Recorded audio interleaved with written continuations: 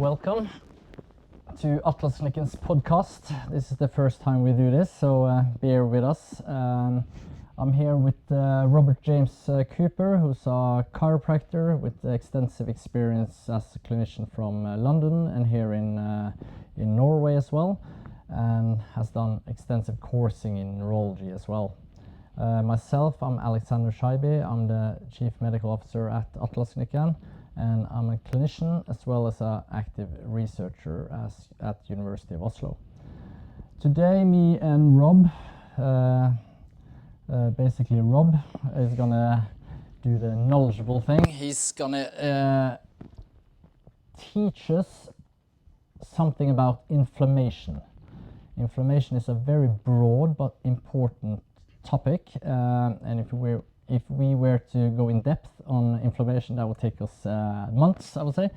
So we're going to try to simplify it, and hopefully you guys will come away with some knowledge, and hopefully that will help you ease pain or become a better person in terms of physiology. So Rob, inflammation. What is inflammation? So to me, inflammation is a really important topic, Alexander. And the reason for that is because over the years, I've realized that patients they don't understand inflammation, and they hear inflammation, and it creates a lot of fear in people.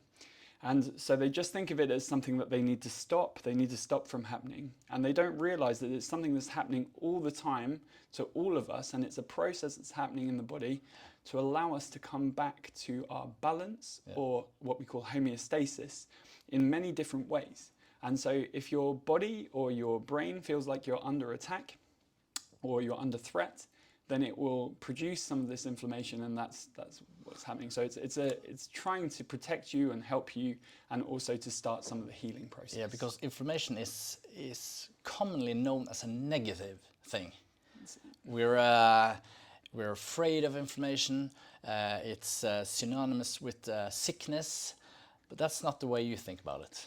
No, I always think of it as part of the healing process, of the start of it. Without inflammation, without that blood flow coming into the area. So if we talk about acute inflammation, what happens if you were, for example, to bash your arm on the side, you're going to expect it to become red, which is when the blood flow starts to come into that area. At that point, what's going to happen is we're going to get some swelling after that, and the white blood vessels are going to come into there, which is an important part of that defense mechanism. And they are going to kick off different processes which help with things like lymphatic drainage, which I'll touch on maybe later instead of trying and bring that in, but to help the body recover in the fastest possible manner for the tissue that it's trying to heal. Yeah, I see. Because inflammation, when we read topics, especially in medical literature, we can see that the terminology goes towards itis at the end. So we have tendinitis, we have appendicitis, and bronchitis, and you name it. Does itis mean anything specifically, and how should we go about the word itis? So I think, again, itis can produce a lot of fear in people, and the word itis itself just means inflammation. So if we take the word before that, so if we were to talk about bronchitis or you talk about tendinitis, what we're talking about effectively is it's just naming the body part and then telling you that it's inflamed. Now that doesn't tell you how inflamed it is. It doesn't tell you what part of the process it's in. It just tells you that it's been inflamed, which in effect means that you've had something go on in that area that's changed the tissue, and your body's taken action to try and help with that.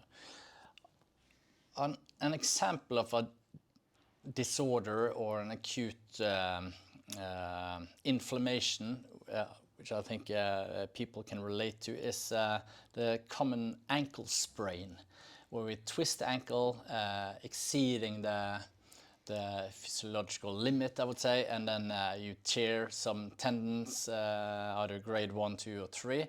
And if it's tear, it can produce a lot of swelling and muscle tension to protect. How should we go about that? Is that a warning sign? Should we like lay still in the bed for 2 weeks or move around? As far as I can understand from what you said, moving is the key here. Yeah, so as we said before, it's important to not see the swelling or the actual blood flow and the redness of that area as a really bad thing, because it's actually your body going into its healing processes. It's getting blood to the area, it's getting the white blood vessels there that you need to protect that area and to actually eat any cells that don't need to be there, and something called phagocytosis, which is just done by one of the types of white blood vessels. And then as we're doing that, we're actually opening up into the next stage. So you first get blood vessels, then you get cells coming into that area. And then what you're going to get is you're going to get these changes whereby more blood vessels are coming into that area. And they can then bring with them the building blocks that you're going to need to be able to heal up that area and to be able to bring that through, i.e. collagen, which a lot of you will have heard of, which is effectively the building blocks to help heal that area. And so we're going through those stages, and depending on how much damage there's been, those stages will be longer or shorter, but everyone will go through those stages of healing. Yeah. So they'll start off with that inflammatory process with the blood flow, and then we start to get into these other processes of things happening in there.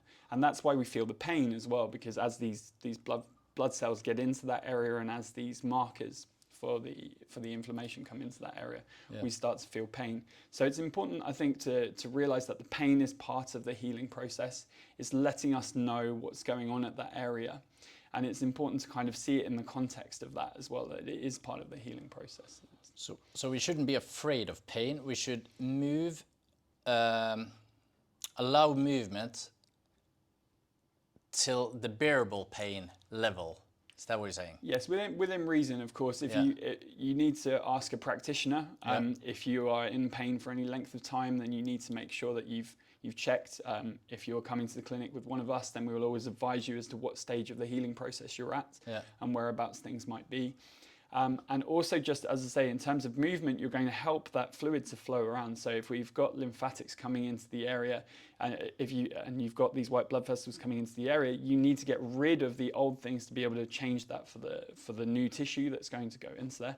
And what's going to happen with that is that as that tissue changes, you're going to need to pump that stuff around the body and in the body's sewage system, if you like, which is we can talk about that a little bit later, because that's how to handle it and what to do yourself, etc. And maybe you have some tricks as well.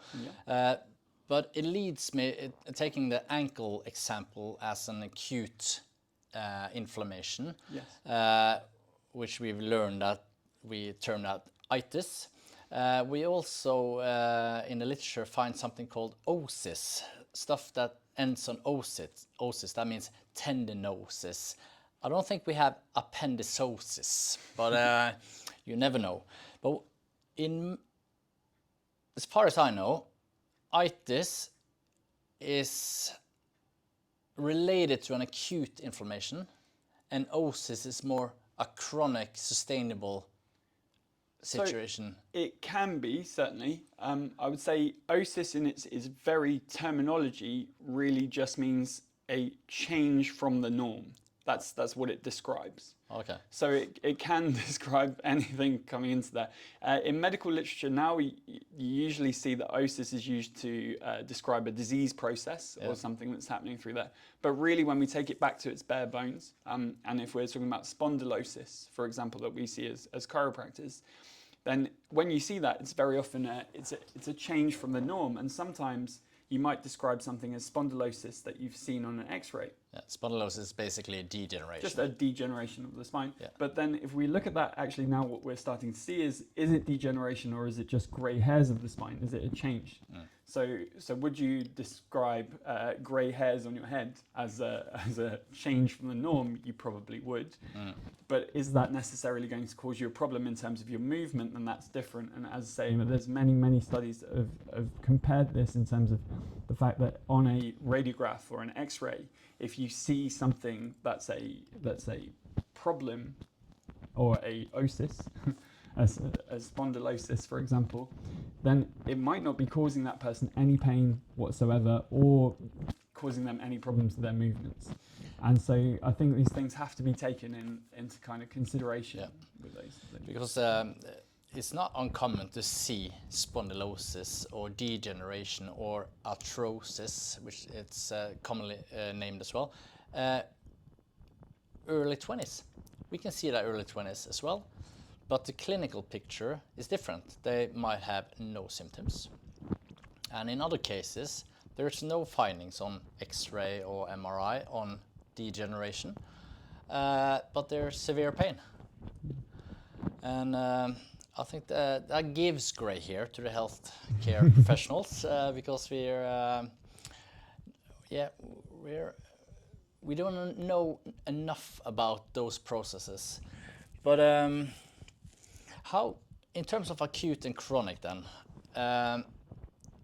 do we need to handle the different timelines differently? So in the acute phase, let's say the first 72 hours compared to a subacute, for example, which is from week 6 till 12, and chronic state, which is basically inflammation or tissue changes exceeding 12 weeks. So I think, obviously, as you go into those different stages of inflammation, and especially if we're talking about chronicity of inflammation, because up until recently, we haven't really known a lot about what causes these things.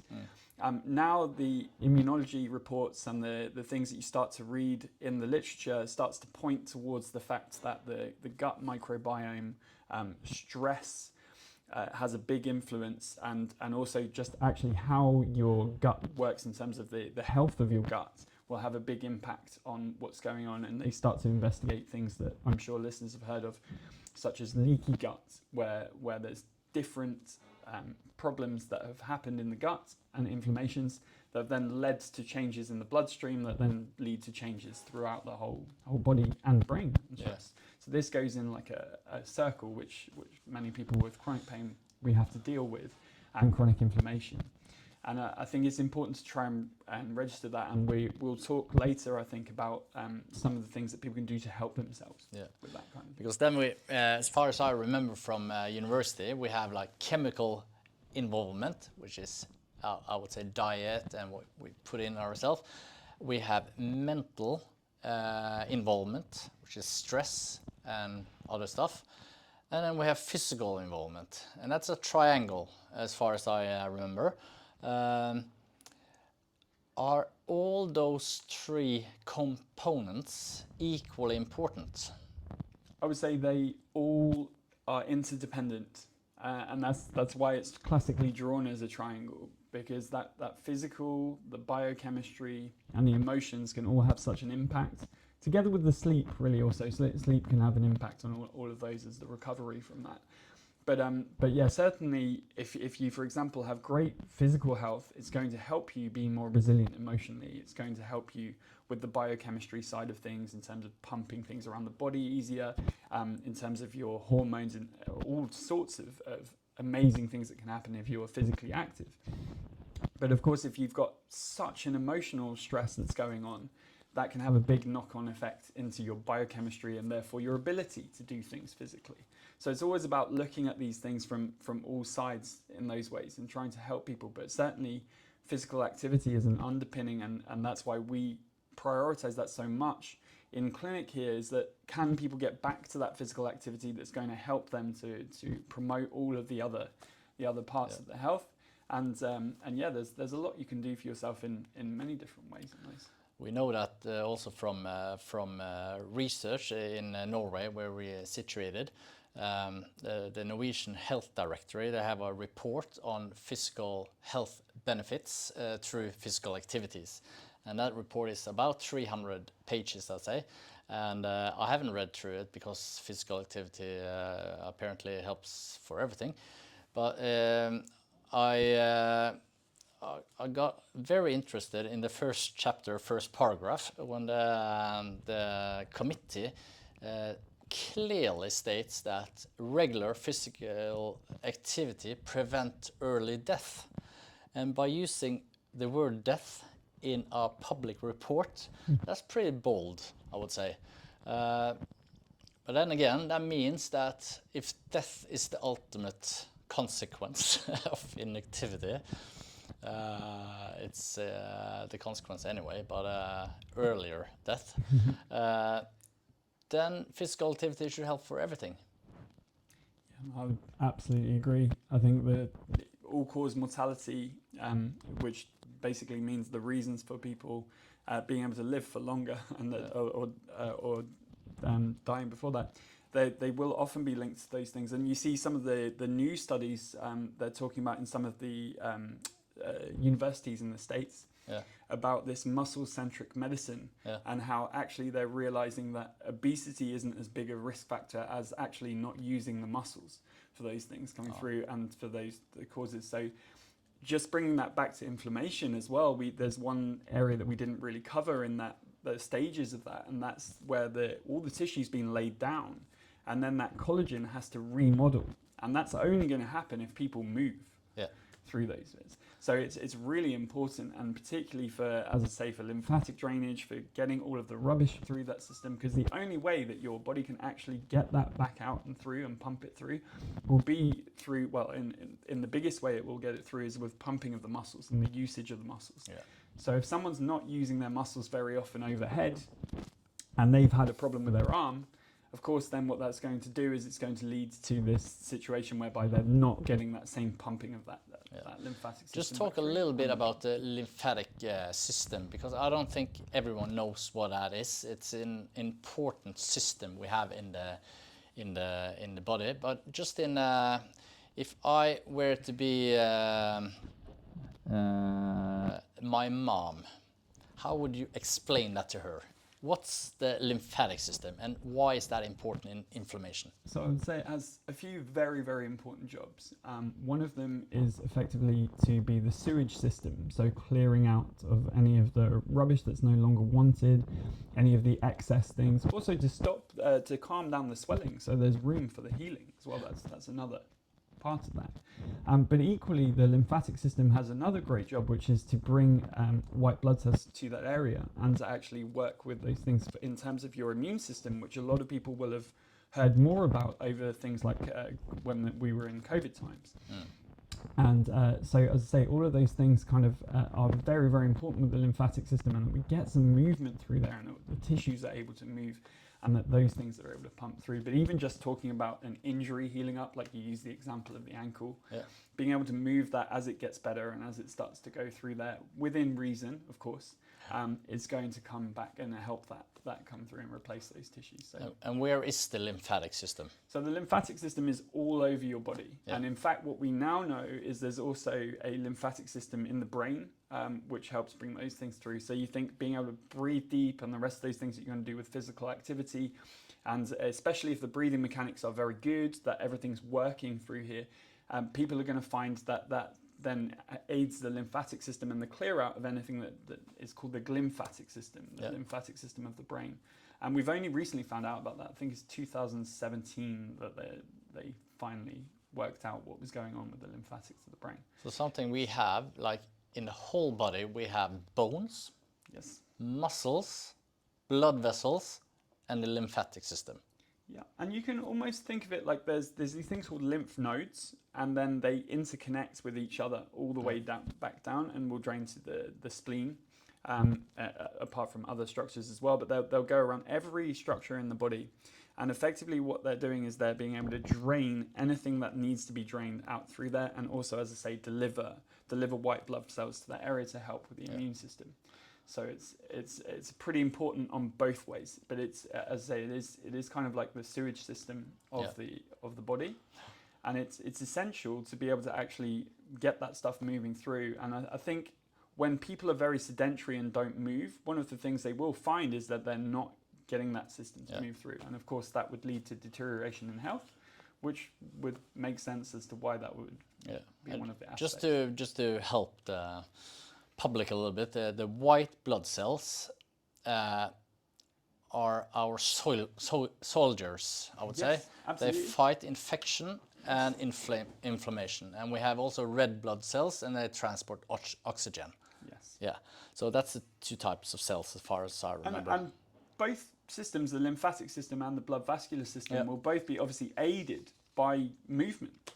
And as I mentioned before, there's a lot of lack of movement of like overhead things, anything people were actually using their arms to do anything other than type or to write. So getting all parts of the body moving and in different ways is a real fundamental thing, and it's something that we always want to promote as we're going through. Yeah. So we talked about the physiology underneath the skin. Yes. It's complex, but you've given us a good overview, I would say. So, in terms of the people who suffer from like acute inflammation, what can they do in terms of self-healing? And maybe more important, because of the socio-economical costs and disability problems, etc. Those with chronic inflammation or chronic pain, like lasting pain for years and years, how can they stop this cycle of pain mechanisms, which we sometimes call central sensitization, which is a brain perception problem. Can you talk a little bit about this, because I think that would interest the people? Absolutely. So some of the inflammation and the things that are going on, I think it's important to take this, like you said, from that physical, chemical, and emotional perspective. So if we think about physical, we've already touched on the physical activity. Even if it's just, if someone can't move very much from their chair, for example, they're in a lot of pain coming through there, just getting some starting of some movements going through there, moving their fingers and their toes and then moving all the way up through, can actually help their brain to start to realize that they're not under quite as much threat as it maybe thought they were. And it's a really interesting thing, because we've talked about the fact that inflammation happens to protect the body. Well, if you emotionally are under a lot of stress, that's a form of threat. So your brain is going to start to think that you're under threat, and you're therefore going to kick off some inflammatory mechanisms. Anyway, then if we've actually got genuine threat coming from things like the chemistry, so things that you're eating perhaps that might upset you. So there's a very crude test that you can do where if you're getting very bloated by certain foods over and over again, then that can be a pretty good kind of marker of the fact that that's probably inflaming you in some way in your gut and might have an impact on the other things. And particularly if you're someone that gets all of these injuries kind of building up over time, that you seem to jump from injury to injury, very often if there's too much inflammation going on, then of course then we're going to get into that ballpark. So I would say that in terms of the chemistry as well, there's pretty good evidence for things like turmeric as the spice. There's pretty good evidence for things like ginger helping with inflammation. Also with things like more chronic things like rheumatoid arthritis, some people get a lot of help from boswellia. And I've actually seen that clinically as well. It's quite amazing to see how some people can be helped so much by those things. And then basic nutrients coming into there and getting kind of a balanced diet in that way, but appreciating also, as I say, that's everyone's different. And so some things that some people eat might not be that great for someone else. And I mean, you get classics like gluten intolerance, or things like sometimes people can't tolerate eggs, for example. So there's many different things, but I would say just paying attention, thinking of yourself as that physical, chemical, and emotional, instead of just trying to separate all these things, would be my advice. Actually, would be the way to do that. Sometimes it can be all of them as well, when I have patients in, they ask me, why did I get this and this and this? And sometimes I reply with saying that, all right, your body and this complaint is like a puzzle. There's different pieces with different size. Mm-hmm. Sometimes the pieces are with the picture facing up, and sometimes the picture is facing down, making it more complex to finish. So that could be problems at work with your husband or wife, problems with the children, economical problems, bad conscience because you're not moving enough. So there's not a mathematical answer to why this and this, but it's much more complex, I would say. So looking on the broad picture, I think that's very sensible. But we also, because I talked to you prior to this filming as well, and sleep is also important because as far as I have read, the sleep process, especially if you get a deep REM sleep, it kind of starts off or kick off a repairing process. So you cannot do all the exercises 24/7. Then you will deteriorate your body.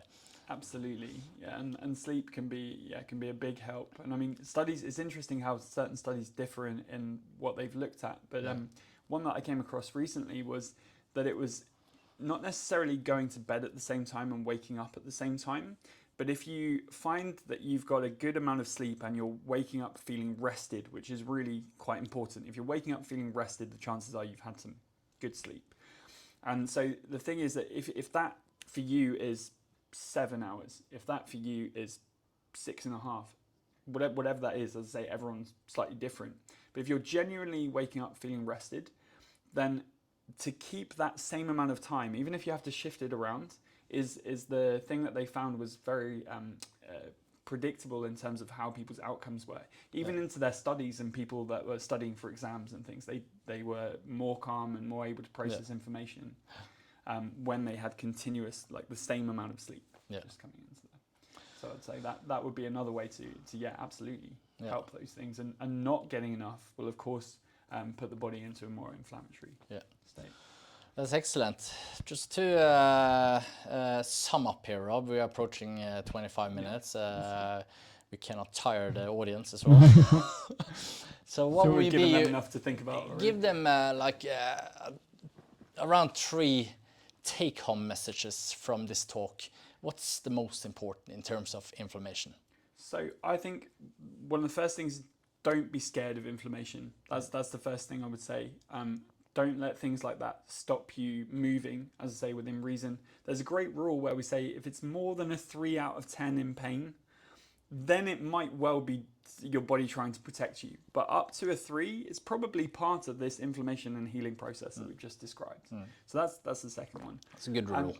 And thirdly, I would say I quite often encourage my patients, especially ones that have had problems for a long time, to look back at the last sort of 3 and then 6 months through the lens of physical, chemical, and emotional, and see, have they made any changes that maybe made things better, or have they made any changes that made things worse? And then they can start to go, okay, well, this is something that's significantly changed, and now I've had more inflammation. So then we start to go back to that and think, well, maybe then we change that again. And so you start to piece the puzzles together, I think, by what's happened in your history, and particularly over the last 3 and 6 months. Where those cells are changing. So that's the mental stuff, and the physical stuff. Don't be afraid. No pain, no gain. And maybe the third one would be test your. My previous boss, he said, it doesn't matter what you eat. It matters what you don't eat. And what he meant was you need a good variation in your diet. And but as you said also earlier, if you continuously react with a bloated stomach eating a certain product, try removing it.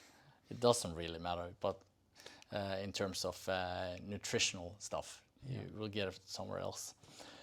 So basically we fall back on physical, mental and chemical, like the textbook at the university. Which I'm sure we'll end up discussing in more depth over the coming podcasts. Absolutely. All right, Rob, thank you so much. Absolute and see how this goes. We will definitely do more podcasts and on a broad spectrum of topic, I would say. Yes.